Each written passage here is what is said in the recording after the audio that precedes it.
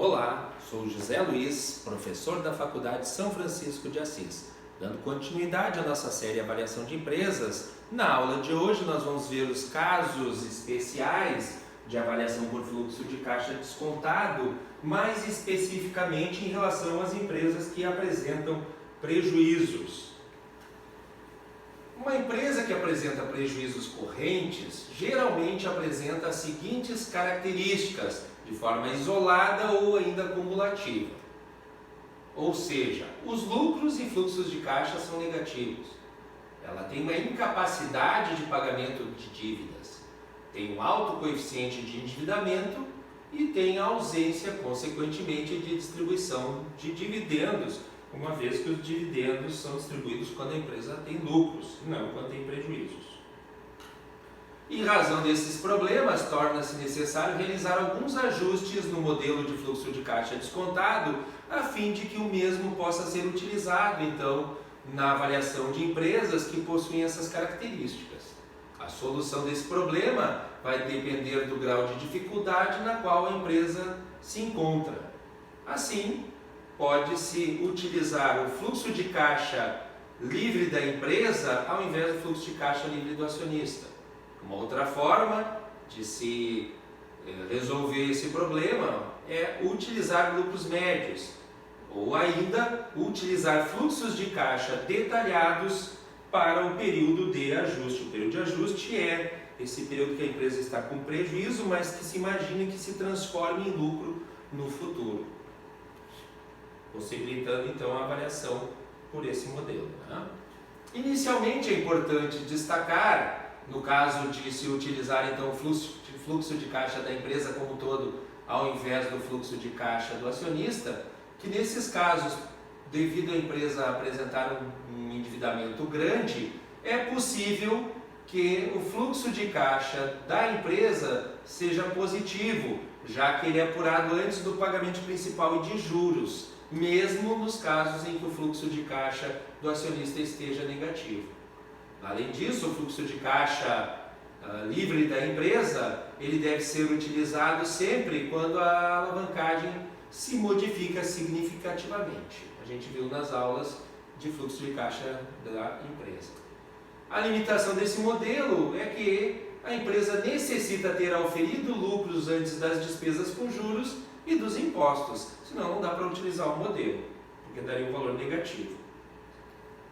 Vamos exemplificar por meio da empresa Alfa, que é uma empresa que apresentou no ano corrente um prejuízo de 295, mas toda a indústria oferiu resultados ruins nesse período, né? Em razão então de ser a economia como um todo gerou prejuízo nas empresas. Porém, antes da despesa com juros e impostos, tributos, né, a empresa apresentou um resultado positivo de 325. Existe uma previsão de crescimento da demanda na indústria que propiciará então um crescimento no EBIT, resultado antes das receitas e despesas financeiras, da ordem de 16% nos próximos 5 anos. E após esses 5 anos se estabiliza então uma taxa de crescimento de 7%. As premissas e dados do ano atual são o EBIT atual de 325, a despesa com juros de 5,65, a alíquota dos tributos é de 34%, a depreciação é de 1,150, os desembolsos de capital são de 1,240, o índice de endividamento é de 50%. A taxa de crescimento no longo prazo já veio de 7%, o custo do PL atual 14,50%. Já o custo da dívida líquida de tributos é 6,22%. Em relação ao endividamento, a empresa tem um endividamento contábil de 8,336. Nós sabemos que nós vamos usar o endividamento a valor de mercado, que é 8,100, né? E também o patrimônio líquido a valor de mercado é de 4,535. Dessa forma, o índice dívida sobre dívida mais PL, ou dívida sobre ativo, é 8,100. Observe, a gente pega a dívida a valor de mercado, nunca o contábil, gente. E divide pela dívida a valor de mercado mais o PL a valor de patrimônio líquido. Esse PL a valor de patrimônio líquido aqui, a valor de mercado, é pegar o número de ações da empresa e multiplicar pelo valor que está cotada a ação da empresa nesse momento da avaliação.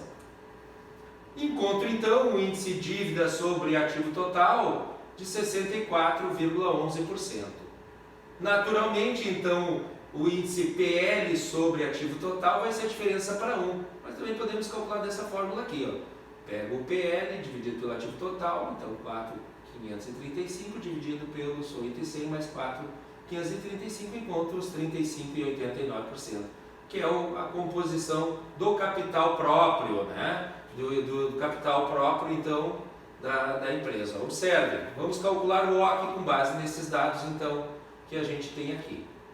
Nós vamos pegar, então, o custo da dívida e mais o custo do PL. Iniciando pelo custo do PL atual, que é 14,50, vou multiplicar, então, pelo percentual que o PL representa no ativo total, 35,89%. Mais o nosso percentual de custo de dívida líquido de tributos, que é de 6,22, multiplicado pela proporção que a dívida representa em relação ao ativo total, que é de 64,11%. Fazendo a soma e os produtos, encontro então o custo médio ponderado do capital de 9,19. O desembolso de capital e a depreciação vão crescer a uma taxa de 7% ao ano durante os próximos 5 anos, e a partir de então, no período de estabilidade, eles se compensam. Além disso, a empresa, quando está com essa situação de prejuízo de fluxo de caixa do acionista negativo, ela não possui capital de giro. Nesse caso, então, os fluxos de caixa líquido da empresa estão estimados aqui, ó. EBIT multiplicado por 1 menos T, que é os tributos, então EBIT líquido de tributos, no primeiro ano de 248,82. Como é que foi calculado? Nós pegamos o nosso EBIT atual, tiramos os tributos, então multiplicamos por 1 menos 0,34, que é a mesma coisa que multiplicar por 0,66, e aplicamos 16%, que vai ser o crescimento do EBIT nesse primeiro ano.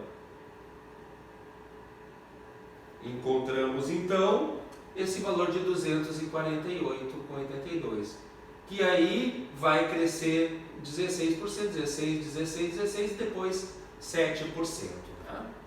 Já o da segunda variável, desembolso de capital líquido da depreciação, esses R$ 96,30, nós vamos fazer o quê? Vamos pegar o desembolso de capital de 1.240 menos 1.150 de depreciação, vai dar 90, e vamos verificar que a depreciação e o desembolso de capital vão subir 7%, então vou multiplicar por 1,07. Vou encontrar então 96,30 de desembolso de capital líquido da depreciação no ano 1.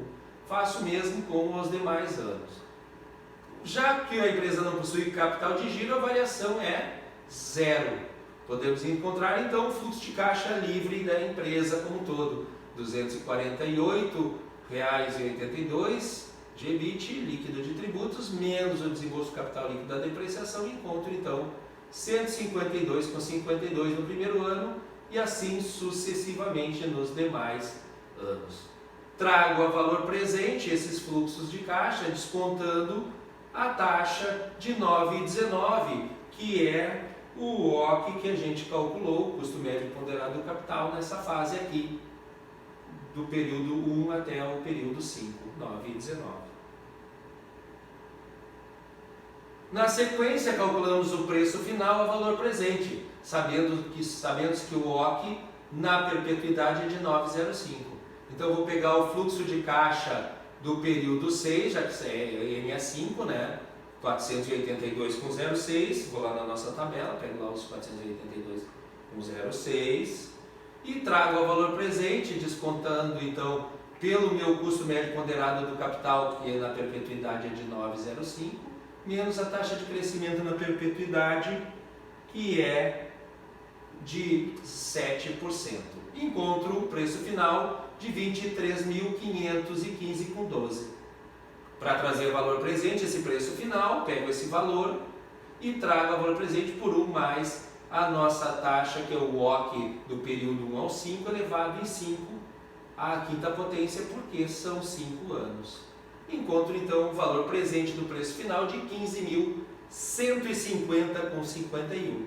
Finalmente podemos encontrar o valor da empresa da seguinte forma. Vou pegar então esse valor da perpetuidade que encontramos aqui de 15.150,51, mais o valor presente do primeiro, do segundo, terceiro, quarto e quinto anos, lá na nossa tabela. 139, 68, 155, 66, 172,50, 190,24 e 208,94. Somando tudo isso, encontramos um valor presente de 16.017,53, mas é o valor da empresa, é o ativo total que nós encontramos aqui.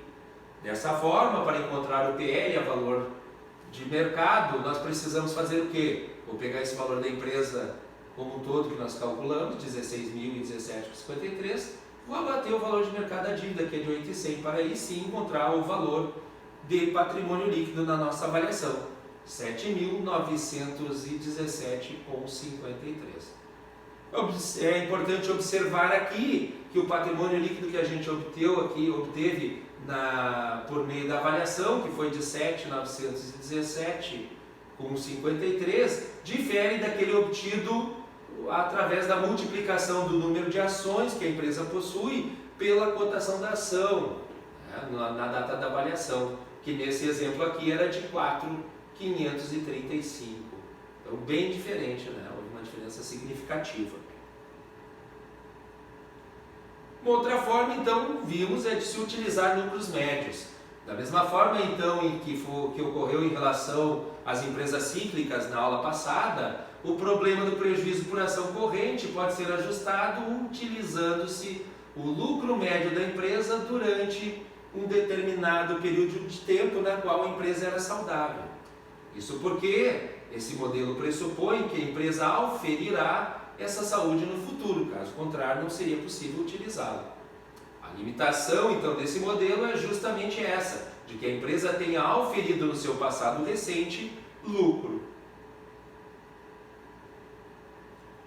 Já em relação à utilização de fluxos de caixa detalhado para o período de ajuste, uma vez que o período de ajuste de uma empresa que apresenta prejuízos atuais é longo e constituído de várias mudanças até que a empresa novamente aufira lucros, se for possível detalhar as suposições feitas em relação a esse fluxo de caixa, ainda poderá ser viável se utilizar o modelo de fluxo de caixa descontado. Mas então, só quando for possível detalhar essas suposições em relação ao fluxo de caixa.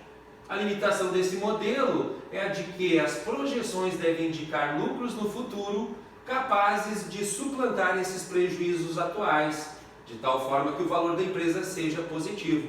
Porque se esses lucros não suplantarem os prejuízos, a empresa terá um valor negativo, então fica sem sentido a avaliação. Não dá para utilizar esse modelo.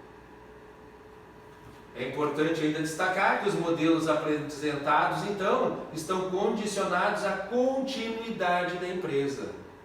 Dessa forma, caso a empresa apresente uma grande probabilidade de descontinuidade, nesse caso, então, nós devemos utilizar o valor de liquidação, que representa, então, o somatório do valor de mercado de todos os ativos líquidos do custo de transação.